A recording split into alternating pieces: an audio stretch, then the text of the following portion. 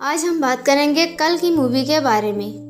कल की 2898 एडी शैलीबद्ध रूप में कल की 2898 एडी 2024 की भारतीय डिस्टोपियन विज्ञान कथा एक्शन फिल्म है, जिसे नाग अश्विन द्वारा लिखित और निर्देशित किया गया है। सी अश्विनी दत्त द्वारा वैजयंती मूवीज के तहत निर्मित इसे मुख्य रूप से तेलुगु में शूट किया गया था और कुछ दृश्यों को हिंदी में पुनः शूट किया गया। हिंदू धर्म ग्रंथों से प्रेरित यह फिल्म एक पोस्ट अपोकैलिप्टिक दुनिया में वर्ष 2898 ईस्वी में स्थापित है। फिल्म में अभिनेता प्रभास मुख्य भूमिका में है और अमिताभ बच्चन, कमल हासन, दीपिका पादुकोण, दिशा पाटनी और ब्रह्मानंदम मुख्य भूमिकाओं में शामिल हैं। फिल्म को आधिकारिक तौर पर फरवरी 2020 में अस्थायी शीर्षक प्रभास 21 के तहत घोषित किया गया था, क्योंकि यह अभिनेता की मुख्य भूमिका में 21वीं फिल्म है और बाद में इसे बदलकर वर्किंग टाइटल प्रोजेक्ट ने कर दिया गया। मुख्य फोटोग्राफी एक साल बाद जुलाई 2021 में कोविड-19 महामारी के कारण शुरू हुई। इसे अगले 3 वर्षों में कई चरणों में छिटपुट रूप से शूट किया गया और मई 2024 के अंत तक लपेटा गया।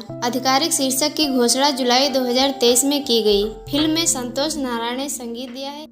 छायांकन सर्बियाई छायाकार जोर्जे स्टोजिल्जकोविच ने किया है और संपादन कोटागिरी वेंकटेश्वर राव ने किया है। 600 करोड़ 72 मिलियन के प्रोडक्शन बजट पर बनी यह अब तक की सबसे महंगी भारतीय फिल्म है। कल की 2898 ईस्वी को पहले 9 मई 2024 को रिलीज किया जाना था, लेकिन पोस्ट प्रोडक्शन का काम अधूरा रहने के कारण इसे स्थगित कर दिया गया। इसे दुनिया भर में 27 जून 2024 को मानक IMAX 3D और 4DX प्रारूपों में रिलीज किया गया। एक व्यावसायिक सफलता कल की ने दुनिया भर के बॉक्स ऑफिस पर 1200 करोड़ की कमाई की। कथानक 3102 ईसा पूर्व में कुरुक्षेत्र युद्ध के बाद अश्वत्थामा उत्तरा के अजन्मे बच्चे को मारने का प्रयास करता है। ऐसा करने के लिए भगवान विष्णु के 8वें अवतार कृष्ण उसे अमर के रूप में पृथ्वी पर घूमने और कलयुग में सामाजिक और नैतिक पतन के परिणाम स्वरूप मानवता के दुखों को देखने का श्राप देते हैं। उसके माथे से उसकी दिव्य मणि भी छीन ली जाती है और उसका उद्धार केवल कलयुग के अंत में भगवान विष्णु के 10वें और अंतिम अवतार कल की मां की रक्षा करके ही होना तय है।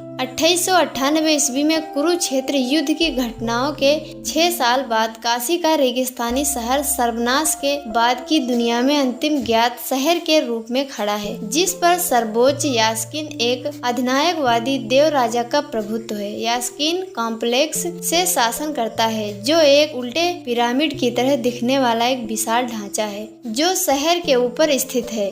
उसका अधिकार कमांडर मानस, काउंसलर बानी और हमलावरों द्वारा लागू किया जाता है, जो खतरों से रक्षा करते हैं। विशेष रूप से कल्कि के आगमन की भविष्यवाणी की गई है। इस डाइस्टोपियन समाज में काशी में उपजाऊ महिला शरणार्थियों को जबरन प्रोडक्शन के लिए कॉम्प्लेक्स में ले जाया जाता है, जो कृत्रिम रूप से गर्भाधान किए गए भ्रूणों के माध्यम से 200 वर्षीय यास्किन के लिए जीवन बढ़ाने वाला सीरम बनाने के उद्देश्य से किया गया एक प्रयोग है। हालांकि इस प्रक्रिया में कोई भी महिला बच नहीं पाई है। एक युवा जो एक लड़के के रूप में प्रसन्न है, संभला के गुप्त शहर से विद्रोहियों की मदद से भर्ती से बाल बाल बच जाती है। राया एक गुफा में शरण पाती है, जहां उसका सामना अश्वत्थामा से होता है। वह अनजाने में उसके लिए एक दिव्य मणि, शिव मणि ले आती है, जिसे संभला के विद्रोहियों ने पाया और उसे दे दिया। साथ में दोनों कल की मां को खोजने निकल पड़ते हैं।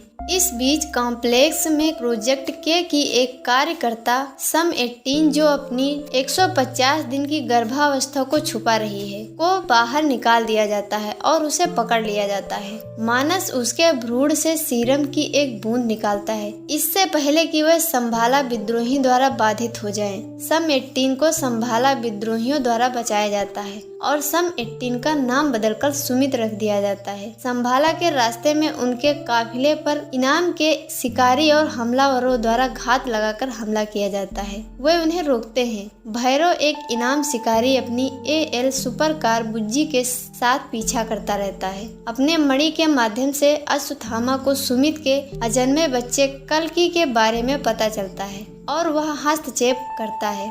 भैरव के प्रयासों के बावजूद अश्वत्थामा उसे वश में कर लेता है और दल संभाला पहुंच जाता है, जहां कल की उपस्थिति में जीवन का वृक्ष खिलता है। भैरव मानस के साथ एक सौदा करता है कि वह सुमित को परिसर में प्रवेश के बदले में पकड़ ले।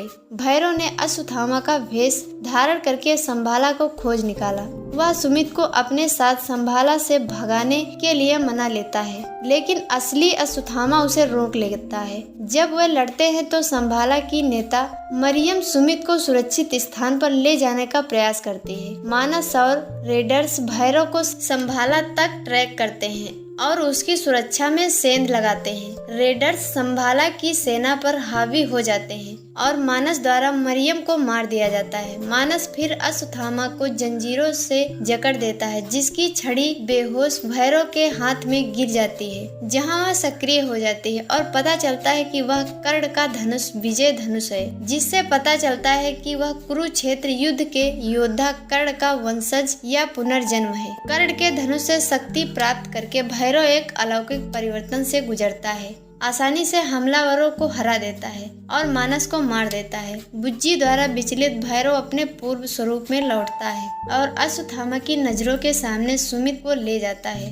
कॉम्प्लेक्स में वापस यास्किन सुमित के भ्रूण से निकाले गए सीरम ड्रॉप का उपयोग खुद पर करता है, जिससे उसे अजन्मे कल की शक्ति आंशिक रूप से प्राप्त होती है। वह अर्जुन का धनुष गांडीव उठाता है और दुनिया को फिर से आकार देने के लिए सुमित और उसके बच्चे को व्यक्तिगत रूप से पकड़ने की प्रतिज्ञा करता है। इस फिल्म के पात्र अमिताभ बच्चन अश्वत्थामा के रूप में, प्रभास भैरव के रूप में, एक बाउंटी हंटर और कर्ण, कमल हासन सुप्रीम यास्कीन के रूप में, कॉम्प्लेक्स के घोषित देवता दीपिका पादुकोण, सम 18 उर्फ सुमित के रूप में, एक गर्भवती प्रयोगशाला विषय राजेंद्र प्रसाद, शोभना मरियम के रूप में, शाश्वत चटर्जी कमांडर मानस के रूप में, ब्रह्मानंदम राजन के रूप में भैरव के जमींदार, पशुपति वीरन के रूप में संभाला से विद्रोही, अन्ना बेन कायरा के रूप में वीरन की सहयोगी और संभाला की विद्रोही हर्षित मालगिरेड्डी, कीर्ति सुरेश के रूप में BUJZ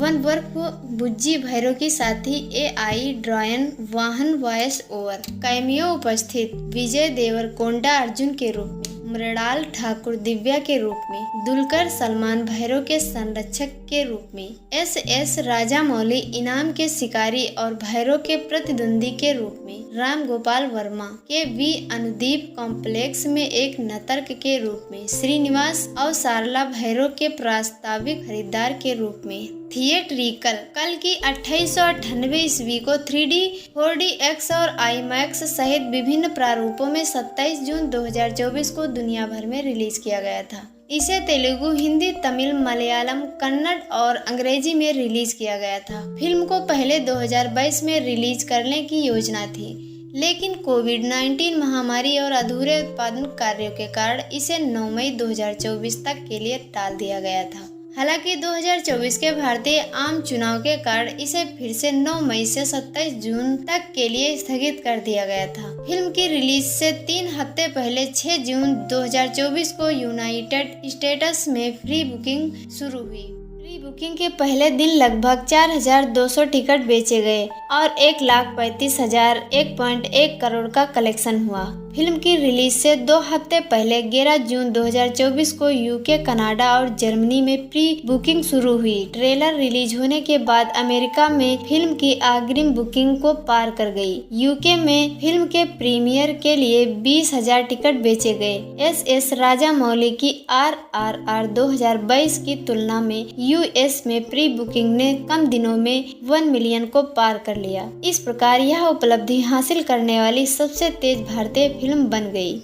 अन्नपूर्णा स्टूडियोज ने आंध्र प्रदेश और तेलंगाना में फिल्म के वितरण अधिकार 145 करोड़ 17 मिलियन में हासिल किए। दुलकर सलमान की बेफरर फिल्म ने केरल में वितरण अधिकार 6 करोड़ में हासिल किए। NB प्रसाद की श्री लक्ष्मी फिल्म्स ने तमिलनाडु में वितरण अधिकार 16 करोड़ में हासिल किए। KBN प्रोडक्शन ने कर्नाटक में वितरण अधिकार 30 करोड़ में हासिल किए, जबकि उत्तर प्रदेश के वितरण अधिकार AA फिल्म के अनिल थडानी ने 100 करोड़ में हासिल किए। रिलीज से पहले का कारोबार। भारतीय व्यापार स्रोतों के अनुसार कल की 2898 ईस्वी ने सैटेलाइट डिजिटल संगीत और नाटक अधिकारों की बिक्री के साथ 600 करोड़ 72 मिलियन की प्री रिलीज बिजनेस रिकवरी हासिल की, जिसमें से 390 करोड़ 47 मिलियन नाटक अधिकारों से अर्जित किए गए, 80 करोड़ 9.6 मिलियन में हासिल किए। होम मीडिया डिजिटल स्ट्रीमिंग अधिकार अमेजन प्राइम वीडियो और नेटफ्लिक्स द्वारा अधिग्रहित किए गए थे, जबकि सैटेलाइट अधिकार जेमिनी टीवी द्वारा अधिग्रहित किए गए थे। हर हालत में रुकना ही होगा। सुबह सुबह ये लड़ाई झगड़ा क्यों बची? कितना अच्छा सपना देख रहा था। हम दोनों कॉम्प्लेक्स में थे। 1 मिलियन यूनिट्स है क्या तेरे पास? कुछ नहीं बचा। मेरे जैसे कितने लोगों के लिए आप हीरो जैसे हो। मेरे साथ आ जाओ। यूनिट ज्यादा बोलेंगे क्या? तुम्हें सिर्फ खुद से प्यार है भैरवा। इस दुनिया में बस एक ही साइड होती है, खुद की side. Bhairahawa 5 star bounty, let's go. Hi hi. वो लड़की मुझे चाहिए। पॉइंट ये है कि मैं ही हूँ जो उससे ला सकता हूँ। इतना श्योर है? रिकॉर्ड चेक कर लो, मैं आज तक एक फाइट नहीं आ रहा।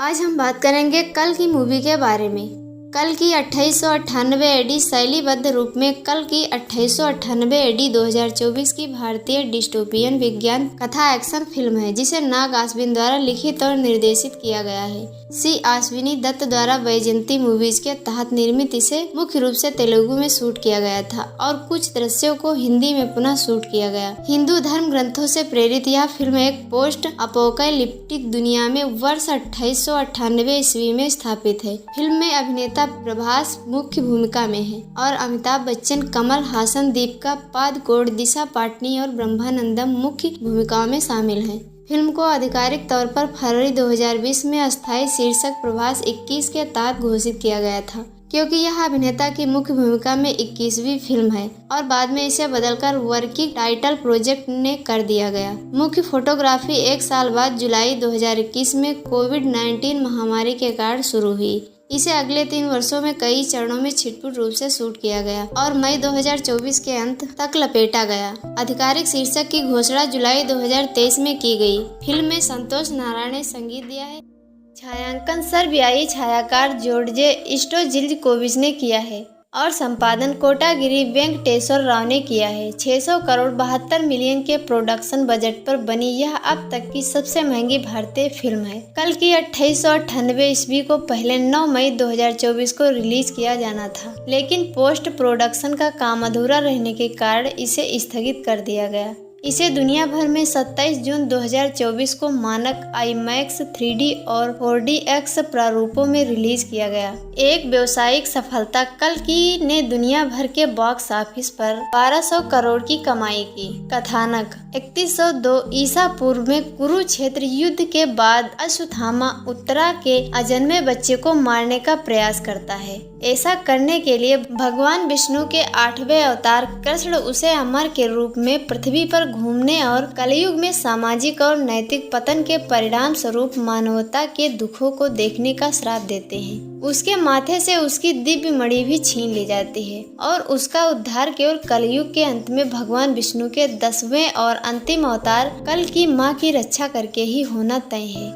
2898 ईस्वी में कुरुक्षेत्र युद्ध की घटनाओं के 6 साल बाद काशी का रेगिस्तानी शहर सर्वनाश के बाद की दुनिया में अंतिम ज्ञात शहर के रूप में खड़ा है, जिस पर सर्वोच्च यास्किन एक अधिनायकवादी देव राजा का प्रभुत्व है। यास्किन कॉम्प्लेक्स से शासन करता है, जो एक उल्टे पिरामिड की तरह दिखने वाला एक विशाल ढांचा है जो शहर के ऊपर स्थित है। उसका अधिकार कमांडर मानस, काउंसलर बानी और हमलावरों द्वारा लागू किया जाता है, जो खतरों से रक्षा करते हैं। विशेष रूप से कल्कि के आगमन की भविष्यवाणी की गई है। इस डाइस्टोपियन समाज में काशी में उपजाऊ महिला शरणार्थियों को जबरन प्रोडक्शन के लिए कॉम्प्लेक्स में ले जाया जाता है, जो कृत्रिम रूप से गर्भाधान किए गए भ्रूणों के माध्यम से 200 वर्षीय यास्किन के लिए जीवन बढ़ाने वाला सीरम बनाने के उद्देश्य से किया गया किया एक प्रयोग है। हालांकि इस प्रक्रिया में कोई भी महिला बच नहीं पाई है। एक युवा जो एक लड़के के रूप में प्रसन्न है, संभला के गुप्त शहर से विद्रोहियों की मदद से भर्ती से बाल बाल बच जाती है। राया एक गुफा में शरण पाती है, जहां उसका सामना अश्वत्थामा से होता है। वह अनजाने में उसके लिए एक दिव्य मणि शिव मणि ले आती है, जिसे संभला के विद्रोहियों ने पाया और उसे दे दिया। साथ में दोनों कल की मां को खोजने निकल पड़ते हैं। इस बीच कॉम्प्लेक्स में प्रोजेक्ट के की एक कार्यकर्ता सम 18 जो अपनी 150 दिन की गर्भावस्था को छुपा रही है को बाहर निकाल दिया जाता है और उसे पकड़ लिया जाता है। मानस उसके भ्रूण से सीरम की एक बूंद निकालता है, इससे पहले कि वह संभाला विद्रोही द्वारा बाधित हो जाए। सम 18 को संभाला विद्रोहियों द्वारा बचाया जाता है और सम 18 का नाम बदलकर सुमित रख दिया जाता है। संभाला के रास्ते में उनके काफिले पर इनाम के शिकारी और हमलावरों द्वारा घात लगाकर हमला किया जाता है। वे उन्हें रोकते हैं। भैरव एक इनाम शिकारी अपनी AL सुपर कार बुज्जी के साथ पीछा करता रहता है। अपने मणि के माध्यम से अश्वत्थामा को सुमित के अजन्मे बच्चे कल्कि के बारे में पता चलता है और वह हस्तक्षेप करता है। भैरव के प्रयासों के बावजूद अश्वत्थामा उसे वश में कर लेता है और दल संभाला पहुंच जाता है, जहां कल की उपस्थिति में जीवन का वृक्ष खिलता है। भैरव मानस के साथ एक सौदा करता है कि वह सुमित को परिसर में प्रवेश के बदले में पकड़ ले।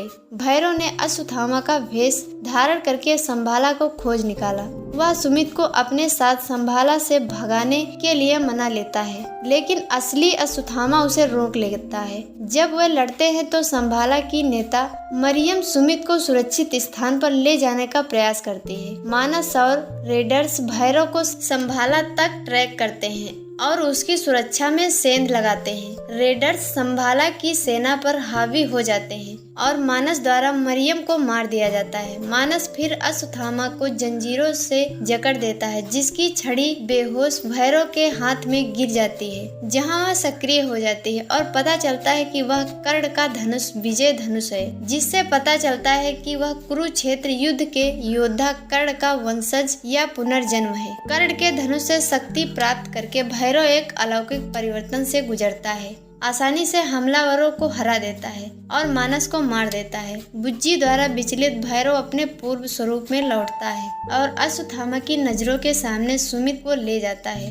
कॉम्प्लेक्स में वापस यास्किन सुमित के भ्रूण से निकाले गए सीरम ड्रॉप का उपयोग खुद पर करता है, जिससे उसे अजन्मे कल की शक्ति आंशिक रूप से प्राप्त होती है। वह अर्जुन का धनुष गांडीव उठाता है और दुनिया को फिर से आकार देने के लिए सुमित और उसके बच्चे को व्यक्तिगत रूप से पकड़ने की प्रतिज्ञा करता है। इस फिल्म के पात्र अमिताभ बच्चन अश्वत्थामा के रूप में, प्रभास भैरव के रूप में, एक बाउंटी हंटर और कर्ण, कमल हासन सुप्रीम यास्किन के रूप में, कॉम्प्लेक्स के घोषित देवता दीपिका पादुकोण, सम 18 उर्फ सुमित के रूप में, एक गर्भवती प्रयोगशाला विषय राजेंद्र प्रसाद, शोभना मरियम के रूप में, शाश्वत चटर्जी कमांडर मानस के रूप में, ब्रह्मानंदम राजन के रूप में भैरव के जमींदार, पशुपति वीरन के रूप में संभाला से विद्रोही, अन्ना बेन कायरा के रूप में वीरन की सहयोगी और संभाला की विद्रोही हर्षित मालगिरेड्डी, कीर्ति सुरेश के रूप में BUJZ वन वर्क बुज्जी भैरव की साथी AI ड्रॉयन वाहन वॉयस ओवर, कैमियो उपस्थित विजय देवरकोंडा अर्जुन के रूप में, मृणाल ठाकुर दिव्या के रूप में, दुलकर सलमान भैरव के संरक्षक के रूप में, SS राजामौली इनाम के शिकारी और भैरव के प्रतिद्वंदी के रूप में, राम गोपाल वर्मा के V अनुदीप कॉम्प्लेक्स में एक नर्तक के रूप में, श्रीनिवास और सारला भैरव के प्रास्ताविक खरीदार के रूप में। थिएट्रिकल कल की 2898 ईस्वी को 3D, 4DX और IMAX सहित विभिन्न प्रारूपों में 27 जून 2024 को दुनिया भर में रिलीज किया गया था। इसे तेलुगु, हिंदी, तमिल, मलयालम, कन्नड़ और अंग्रेजी में रिलीज किया गया था। फिल्म को पहले 2022 में रिलीज करने की योजना थी, लेकिन कोविड-19 महामारी और अधूरे उत्पादन कार्यों के कारण इसे 9 मई 2024 तक के लिए टाल दिया गया था। हालांकि 2024 के भारतीय आम चुनाव के कारण इसे फिर से 9 मई से 27 जून तक के लिए स्थगित कर दिया गया था। फिल्म की रिलीज से 3 हफ्ते पहले 6 जून 2024 को यूनाइटेड स्टेट्स में प्री बुकिंग शुरू हुई। प्री बुकिंग के पहले दिन लगभग 4,200 टिकट बेचे गए और 1,35,000 1.1 करोड़ का कलेक्शन हुआ। फिल्म की रिलीज से 2 हफ्ते पहले 11 जून 2024 को यूके, कनाडा और जर्मनी में प्री बुकिंग शुरू हुई। ट्रेलर रिलीज होने के बाद अमेरिका में फिल्म की अग्रिम बुकिंग को पार कर गई। यूके में फिल्म के प्रीमियर के लिए 20,000 टिकट बेचे गए। एस राजामौली की RRR 2022 की तुलना में यूएस में प्री बुकिंग ने कम दिनों में 1 मिलियन को पार कर लिया। इस प्रकार यह उपलब्धि हासिल करने वाली सबसे तेज भारतीय फिल्म बन गई। अन्नपूर्णा स्टूडियोज ने आंध्र प्रदेश और तेलंगाना में फिल्म के वितरण अधिकार 145 करोड़ 17 मिलियन में हासिल किए। दुलकर सलमान की बेफरर फिल्म ने केरल में वितरण अधिकार 6 करोड़ में हासिल किए। NB प्रसाद की श्री लक्ष्मी फिल्म्स ने तमिलनाडु में वितरण अधिकार 16 करोड़ में हासिल किए। KBN प्रोडक्शन ने कर्नाटक में वितरण अधिकार 30 करोड़ में हासिल किए, जबकि उत्तर प्रदेश के वितरण अधिकार AA फिल्म के अनिल थडानी ने 100 करोड़ में हासिल किए। रिलीज से पहले का कारोबार। भारतीय व्यापार स्रोतों के अनुसार कल की 2898 ईस्वी ने सैटेलाइट डिजिटल संगीत और नाटक अधिकारों की बिक्री के साथ 600 करोड़ 72 मिलियन की प्री रिलीज बिजनेस रिकवरी हासिल की, जिसमें से 390 करोड़ 47 मिलियन नाटक अधिकारों से अर्जित किए गए, 80 करोड़ 9.6 मिलियन में हासिल किए। होम मीडिया डिजिटल स्ट्रीमिंग अधिकार अमेजन प्राइम वीडियो और नेटफ्लिक्स द्वारा अधिग्रहित किए गए थे, जबकि सैटेलाइट अधिकार जेमिनी टीवी द्वारा अधिग्रहित किए गए थे।